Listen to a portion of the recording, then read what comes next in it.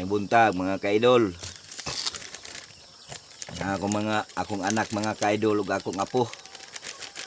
Akong gitudloan unsaon paghiwa sa pagkaon sa baboy.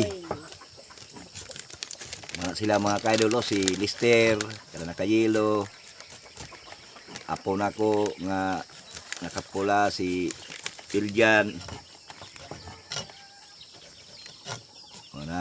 Sige, tarungan ninyo pagtadtad para inigabot sa panahon nga modako na mo kamo na ang magpakaon sa baboy ug kabalo na mo magbuhi unsaon pagbuhi sa baboy o kabalo na mo kung unsa ang mga ipakaon sa baboy nga mga organic. Atong pakaon sa baboy bali di agwa kanang talbo sa udlot sa galay sa kamote, mga pipino, sayote, talong, ng mga reject, buwan na itong ipakaon. O, mag-amping mo sa inyong kamot nga dili masamad.